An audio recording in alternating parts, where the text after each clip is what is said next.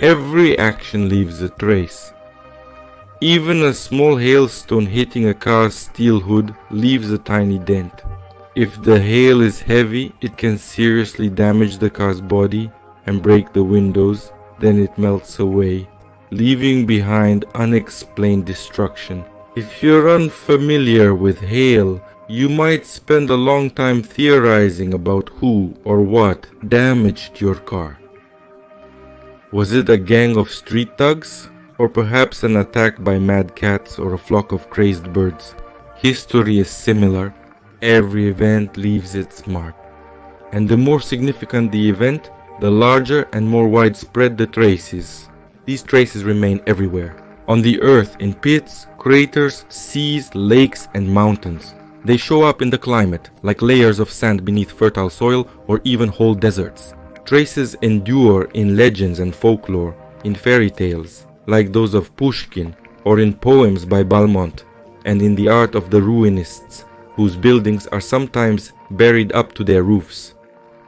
But if you were just born, you can be told any version of events, and you might believe it.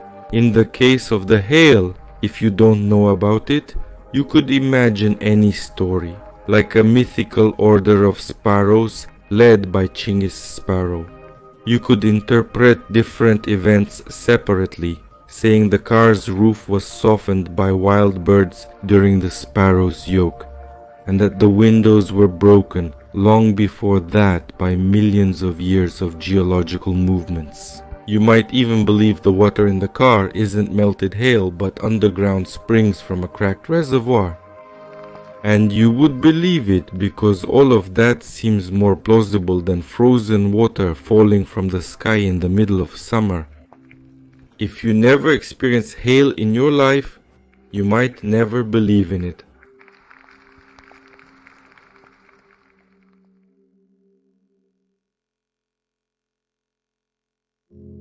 Hello and welcome to the Epoch of Disbelief channel with Mikhail Kalmikov.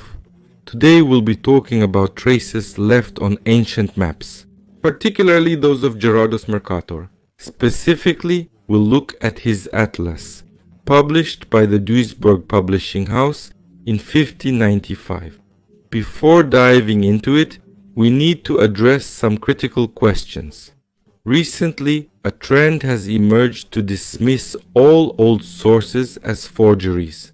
People argue that these are merely transcripts and reprints from the 19th century, with no originals available.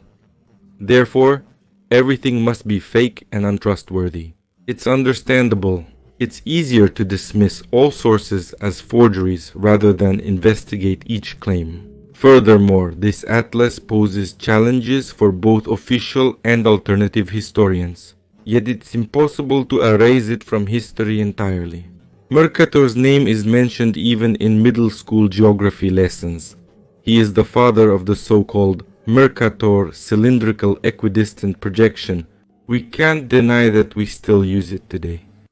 For example, open Yandex.Maps and zoom out to the whole planet. That's the Mercator projection, right there, still in use. It's being used right now in Yandex Maps. Yet these very maps are inconvenient for both official and alternative historians, which is curious.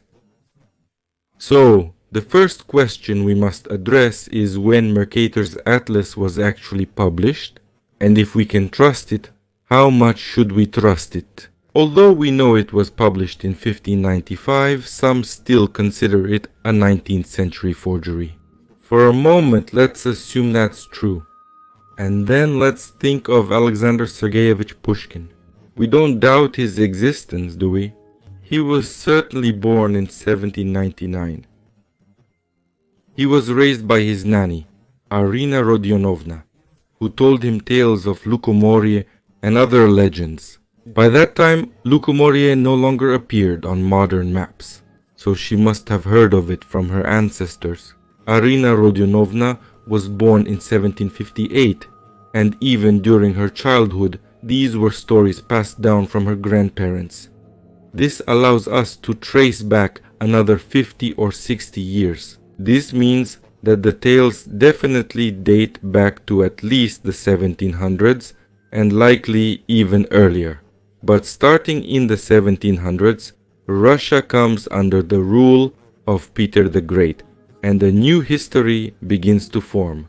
Officially, Siberia hasn't yet been discovered. There are no maps. Then, a cartographer and trader named Nicholas Whitson comes to Russia with an interest in mapping, including trade routes. It makes sense. Whitson isn't just any cartographer.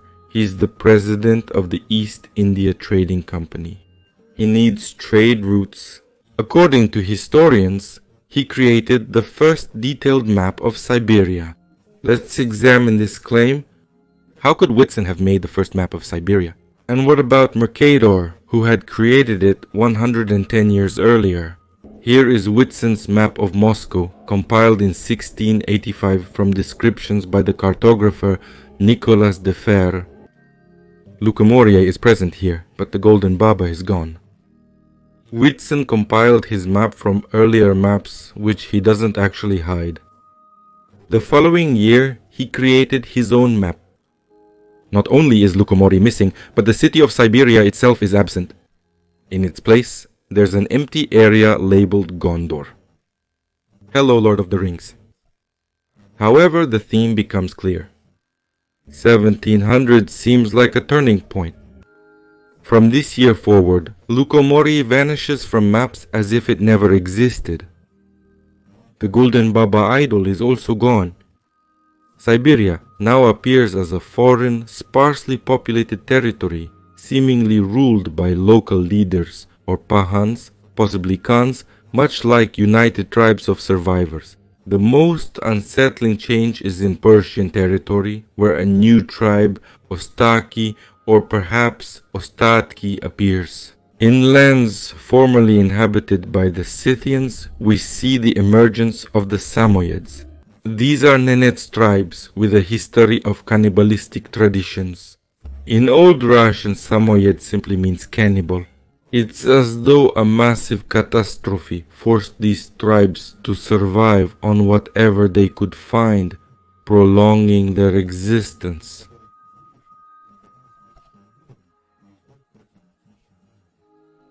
Thus, all maps mentioning Lukomori must predate 1700 by a full century.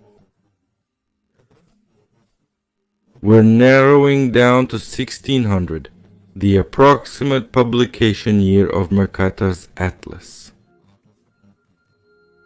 So, at the very least, we can trust this publication date. It's definitely not a 19th century forgery. At the same time, we have additional evidence suggesting that 1700 was a fateful year, after which a new version of history begins to take shape. Continent outlines change. Territories become impassable and deserted. New cartographers are needed to create updated maps. Map quality declines noticeably. They become less detailed, references disappear, and inaccuracies increase. The second reason people are skeptical of Gerardus Mercator is that he never traveled himself. He gathered information from various sources, including other travelers. And this is indeed true.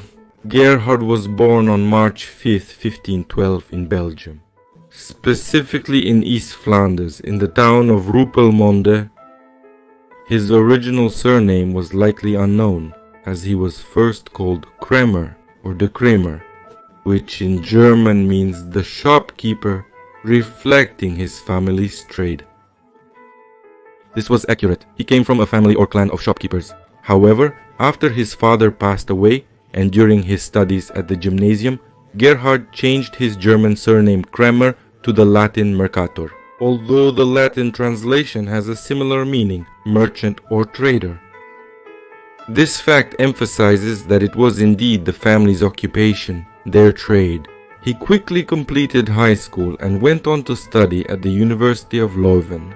There, he began to read ancient authors, philosophers, and mathematicians, including Euclid, in their original texts.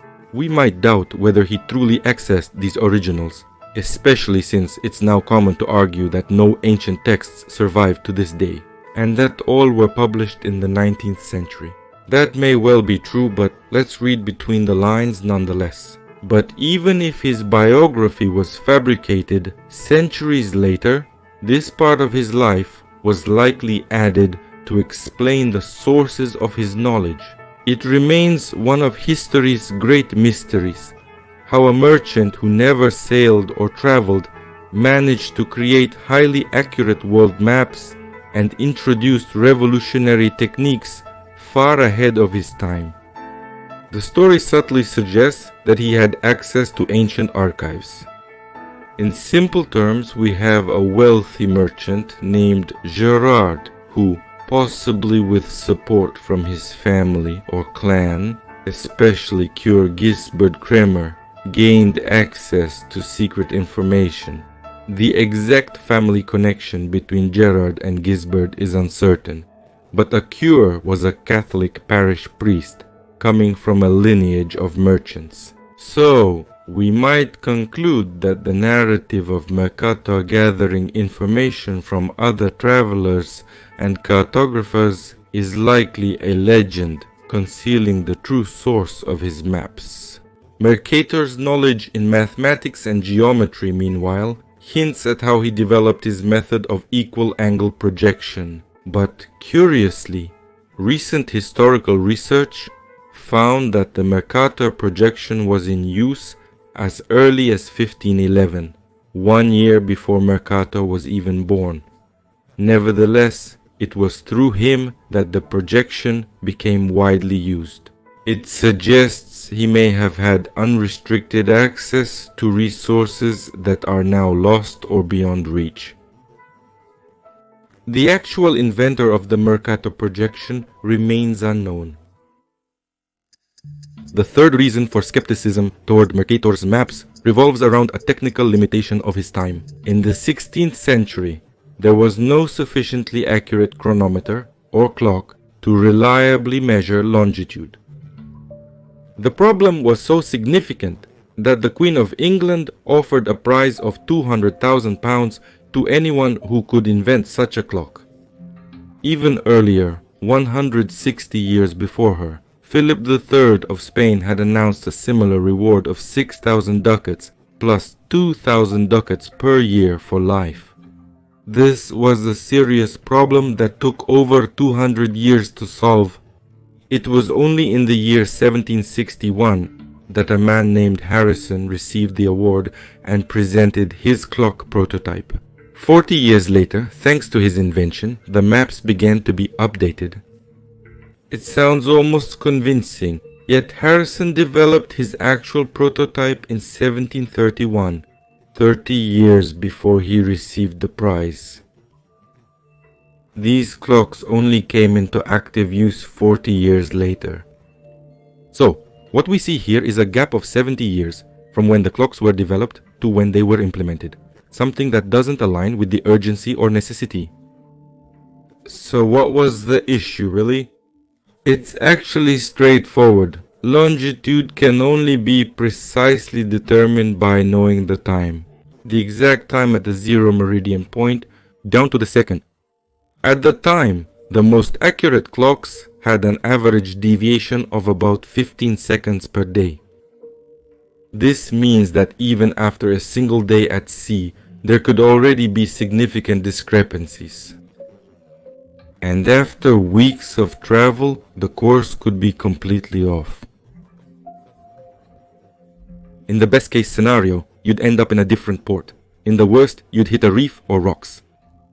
So, while it seems simple at first, delving deeper reveals that certain mapping errors, such as Kamchatka's absence or Japan's odd shape on Mercator's maps, have nothing to do with the longitude issue at all. Longitude only affects east-west placement. No matter the east-west deviation, Kamchatka would still be noticeable, as it lies on a north-south axis. It distorts the grid along a different axis, north-south or in width, and they already knew how to measure latitude very accurately at that time. In other words, historians, almost without hesitation, cover up one geographical problem with an entirely different one. Now, about the clocks. Historians argue they lagged or ran ahead by as much as 15 seconds daily, and that pendulum clocks were unreliable at sea, constantly losing accuracy due to the ship's movement. Yes, you heard correctly. They focus on pendulum clocks, implying that nothing else was available. But is that true? Ordinary mechanical clocks, well-made ones at least, could suffice to address this issue. Not just ordinary ones, but high-quality, very reliable ones. But that shouldn't be a problem, right? Just replace the pendulum weights with a spring. Many of us have mechanical spring clocks, and with regular winding, they can run accurately for months or even years without losing time. Are we to believe they didn't think of this for over 200 years? Perhaps they lacked the necessary technologies or materials. But then, what about the Antikythera mechanism, which essentially functioned as an ordinary mechanical clock? For more details, see the video The Antikythera Mechanism. These clocks had neither springs nor weights, yet it was invented in ancient Greece. And what about Lomonosov's work, which described mechanisms like these, as well as others designed to stabilize clocks against sea movement? He even insisted that such clocks and self-recording devices be mandatory on every ship. But that's not all. Some parts of Mercator's maps, like those of Europe, show significant longitude discrepancies compared to current maps. The lack of accurate chronometers, unable to withstand the sea sway, would explain everything, if not for one detail. These territories are on land. Studying them required no sea travel or risk of seasickness. A network of stationary points could have been used, with high-precision clocks, possibly even pendulum clocks, anchored to a set location, such as the ones in Big Ben or the Kremlin. Large squares likely had public clocks, possibly for this very purpose. Europe, from Belgium to Spain, had been traversed for centuries. All distances had been studied and measured, and yet we still see distortions in longitude. Something doesn't add up. Overland routes shouldn't have been affected by sea conditions. And for that matter, how much deviation would accumulate with a drift of 15 seconds per day? Furthermore, the length of a degree of longitude isn't constant. It varies with latitude. The closer to the equator, the greater the distance in each second of arc. Even at the equator, though, the greatest distance is just under 31 meters. A 15-second deviation per day would result in a shift of around 465 meters daily. After a week, this would be about 3 kilometers and 20 meters. And over a month, the deviation would be about 14.5 kilometers. A year-long circumnavigation would create a route deviation of only about 170 kilometers. It's not insignificant, but nowhere near the thousands of kilometers of deviation some maps show, occasionally as much as 6,000 kilometers. But for most people, these details don't matter, and this explanation seems adequate. Even if the deviations amount to 600 or 700 kilometers on a world trip, they still don't explain differences of 6,000 kilometers. By the way, where exactly is the zero meridian on Mercator's map? This is a crucial point. Where is the point from which all our supposedly super precise clocks should start ticking? In Russia, it was the Pulkovo Meridian, measured from the Pulkovo Observatory, which housed the required high-precision instrument, a passage instrument. England had the Greenwich Meridian, also measured from the Greenwich Observatory, as there is no other way. France had the Paris Meridian from the Paris Observatory. Each of these required a central observatory equipped with the most modern, and precise instruments of the time to measure longitude. And what about our merchant Mercator? Mercator's zero meridian. Where does it pass? Nowhere specific. It runs through the middle of the Atlantic Ocean. The only land masses it crosses are Iceland and Greenland. But Greenland, as we know it today, is covered in a thick layer of ice, resembling Antarctica. And as for Iceland, where's the observatory? For a zero meridian, the observatory shouldn't just be any observatory. It should be the most advanced of its time. Plus, a large port would be necessary for research ships equipped with chronometers to embark on their voyages to precisely measure longitudes. In Iceland's case, apart from sea routes, there's no other way to reach it, and those clocks would need regular calibration. Interestingly, in the year 2021, a site called the Arctic Henge is under construction in Raufarhöfn, Iceland. Take a look. It looks like some kind of installation, as if preparing a landmark for the future. Can you see it? It's visually striking but unsuitable for a zero meridian. It's offset by 16 degrees from Greenwich. It doesn't align. Perhaps the capital of Iceland, Reykjavik, with its port, could be considered, but that doesn't fit either. It's still shifted 22 degrees from the required zero meridian, which should be precisely 28 degrees and slightly more. And here's the puzzle. If we look at the location 28 degrees off, there's no Iceland at all, just open ocean.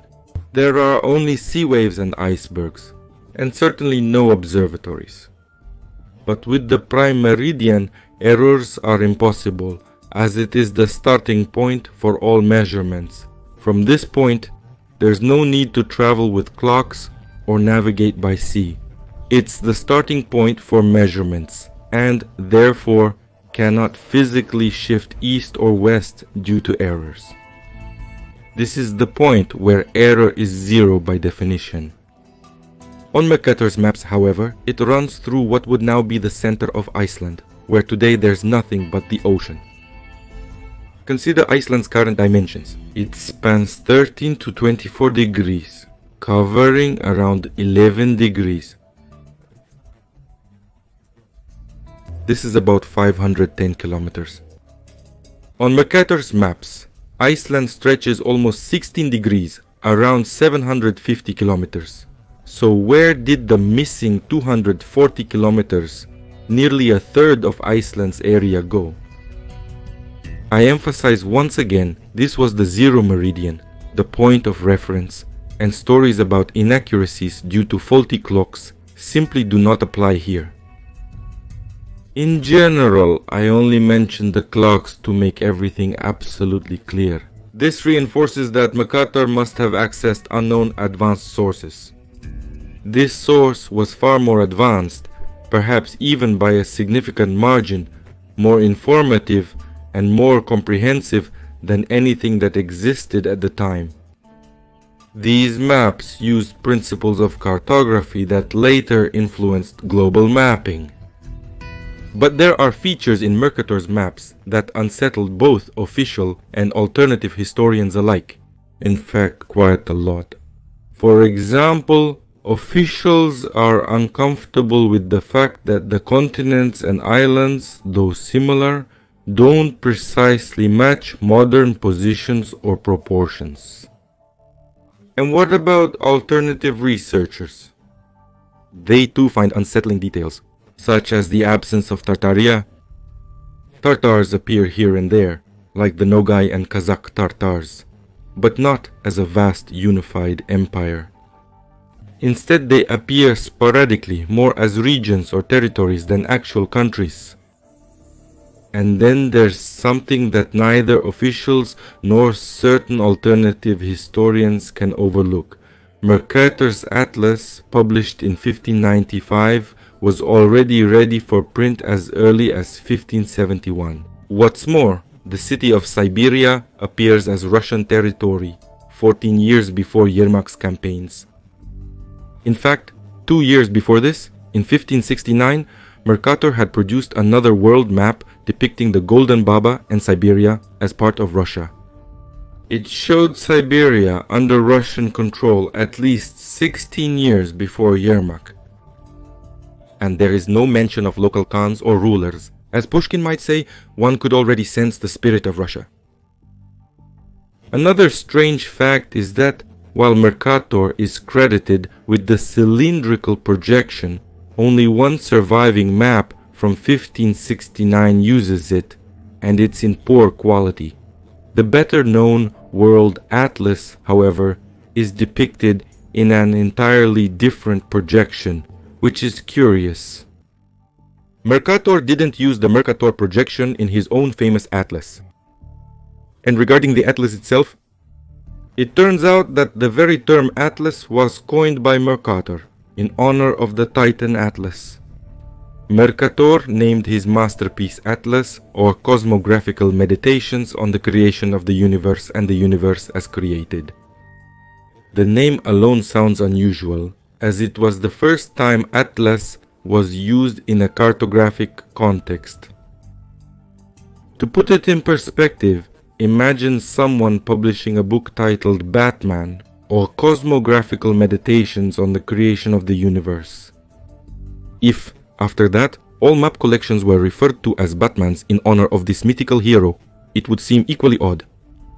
This is essentially how historians explain it, but maps weren't just for historians. They were used by merchants, traders, and travelers. Imagine walking into a bookstore before a journey and saying, "I'd like a Batman of Europe, a Batman of the world, and 2 Batmans of Asia." Something like that. In addition to his maps, Mercator also produced globes starting in 1541. Unfortunately, these globes aren't available online. You can't rotate or layer them with modern maps to explore the comparisons. While the Historical Resource Gallica recently digitized 55 ancient globes, Mercator's globe was notably absent. Honestly, the digitization there was done rather poorly. It's understandable, as it's a complex, lengthy, tedious, and likely costly process. So, I decided to create a 3-dimensional model of the world based on Mercator's maps myself. This is what delayed the release of my video. I had to download a high-resolution scan of Mercator's atlas, then create several models of modern globes of Earth, apply a coordinate grid, and only then carefully cut all of Mercator's maps into 10 by 10 degree sections, adjusting each section into the correct square. I removed all distortions from the azimuthal projection. This allowed me to piece them together like a mosaic on a prepared template with a coordinate grid in the Mercator projection. Funny, isn't it? We cut up the Mercator map to create a map in the Mercator projection. Only then did I apply the prepared template to the globe. The process took weeks, but the results were worth it, as it raised questions and offered new insights. For instance, it became clear that the Americas were much larger on Mercator's map than they are now. Modern geologists and geographers might argue that longitudes were inaccurate, causing inevitable latitude distortions. But my goal with this long introduction was to show that clocks weren't the issue. Surprisingly, when the map was applied to the globe, projections matched precisely, with maximum accuracy, accounting for the outlines of coasts, rivers, and mountains. But there are some discrepancies, sometimes significant and at other times even mysterious. For example, take a look at the Mercator's North America map. The northern parts are depicted as empty, typical of maps from that era, as though no one had explored these regions. And Mercator's map is no exception. Here the presentation is exactly the same, but upon overlaying additional maps from the same atlas, I discovered that the Arctic part of North America was actually well documented. Mountains, rivers, and topographical details were carefully marked. Did Gerard make all this up? But looking now at the combined maps, it becomes clear that that section was intentionally covered up, suggesting Mercator had access to ancient sources but withheld some information from the map. Once again, let's consider the speed at which cartographic information spread. Mercator completed his atlas in 1571, 80 years after America's discovery. In those 80 years, explorers divided and mapped much of South America and parts of North America. Yet the atlas includes only a general map of the Americas, primarily South America, with only a small portion of North America. Yes, and the map of America itself is quite general, combining both the north and south parts into a single view. Because of this, the map's detail is extremely poor. It's downright terrible. There are no separate maps of South or North America, let alone detailed maps of individual regions in the atlas. In contrast, the map of Siberia and Asia is presented in great detail. It covers everything from the shores of the Arctic to the Pacific and the Indian Oceans. Officially, however, the conquest and exploration hadn't even started yet. There were still 16 years to go. Yet the map of Siberia and the Far East is far more detailed and of higher quality than the map of America. And there are no forbidden or concealed zones. This can only mean one thing. At that time, Siberia, Asia, and the Far East were already significant territories with established trade routes. The level of detail speaks for itself. The far eastern shores now appear even more mysterious, as if from an entirely different world. There's no Kamchatka, Taimyr, or Sakhalin Island, and Japan looks like a single large round island. And that also reveals something. The asteroid that formed the Taklamakan Desert hadn't struck yet. No one anticipated that there would be another disaster, or several. And no one thought of concealing Asia. But now, look, where the Taklamakan Desert is today, there were once cities. There were no deserts, no Himalayas, and no Pamir Mountains. This further validates our timeline for the formation of this desert. For details, see my video, The Evil Alien. Or even better, the Expedition of 2020 playlist. Additionally, the entire Arctic is shown on the map. True, it lacks cities now, but the relief and coastline are meticulously drawn. Greenland, meanwhile, is tiny, much smaller than today, and without ice. Perhaps the ice sheet has made it appear larger now.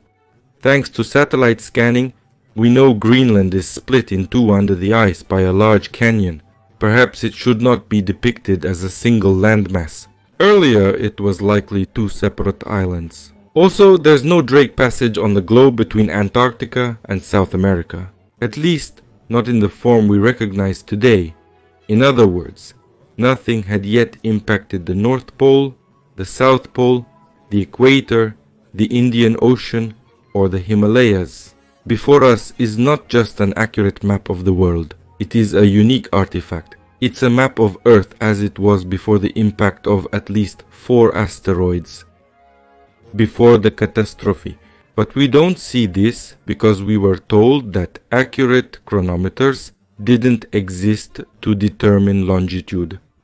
We blindly accept this story without questioning where Mercator obtained his data. To this day, that question remains unanswered. Let's suppose for a moment that this map does reflect the true view of the planet at that time. What stands out the most? Apart from what's already been discussed, of course, this isn't just about the coincidence of continental outlines.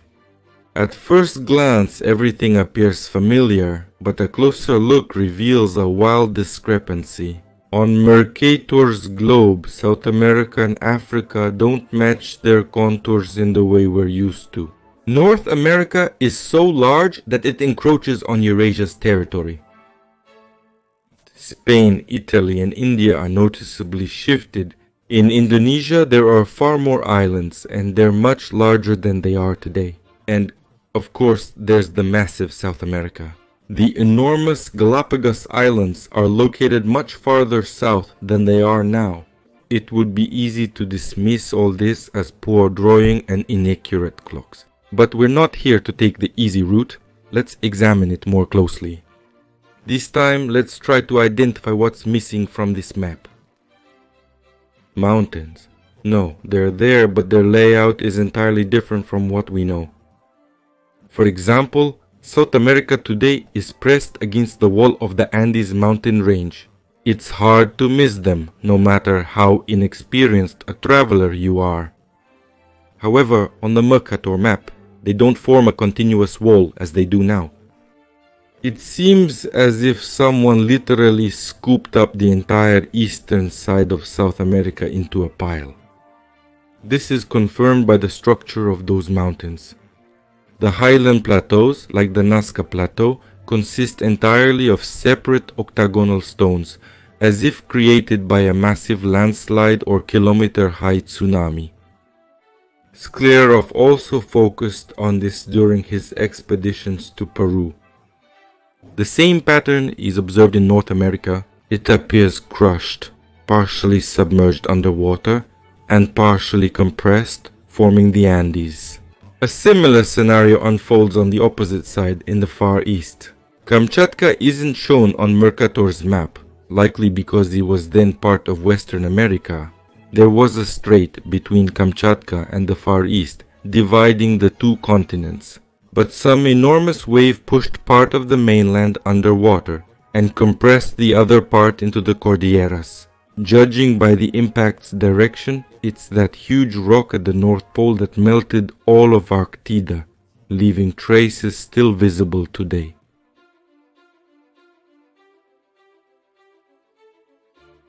Perhaps Pushkin tried to convey this aftermath through his fairy tales.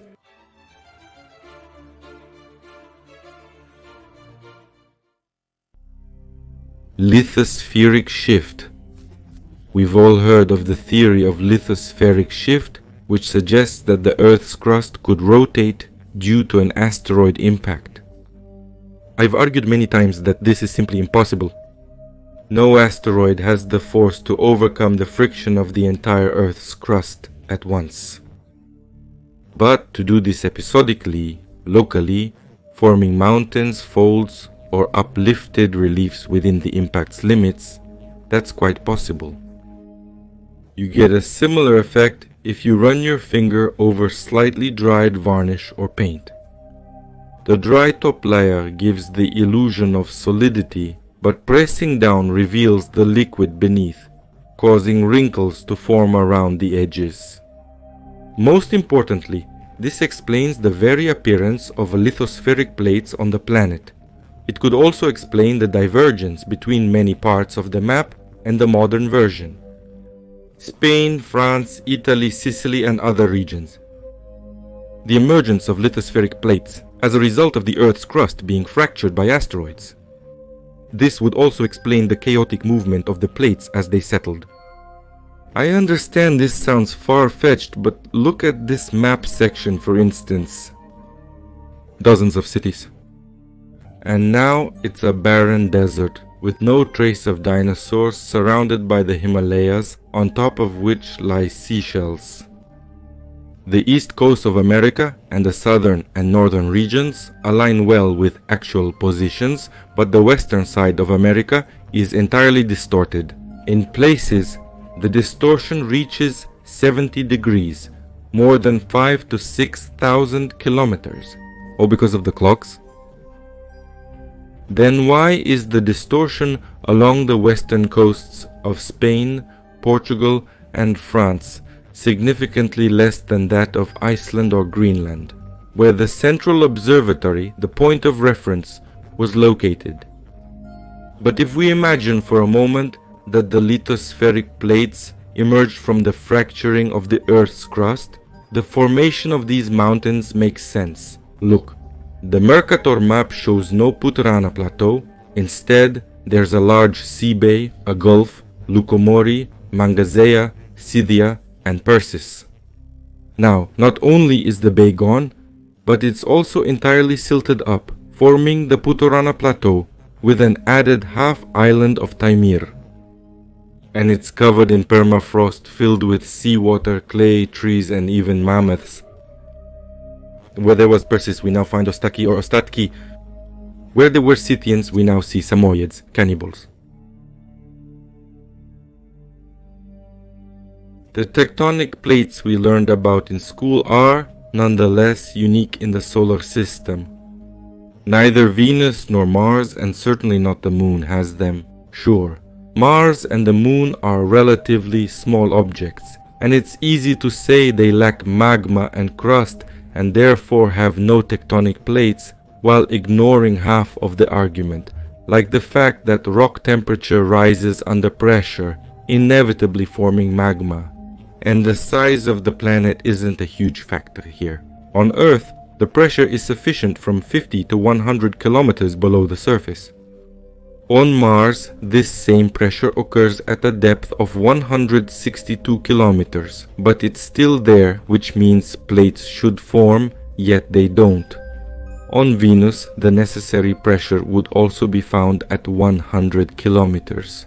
However, there, the atmosphere adds another 90 atmospheres of pressure, plus an initial surface temperature of 450 degrees, meaning the pressure and temperature required are reached at 50 or even 30 kilometers. So tectonic plates should form, and yet they don't. This implies that the formation of tectonic plates is entirely different from what we've been taught, and perhaps the Earth's crust was fractured by large asteroid impacts. I think we can conclude the video here. The information is overwhelming and frankly shocking. There's a lot to ponder, and I believe I've provided enough evidence that Mercator's maps reflect an accurate view of Earth before the floods, before the catastrophes, before the asteroid impacts. But I'd like to add one final thought. Look, Mercator's maps use a curious area in Iceland or Greenland as the zero meridian.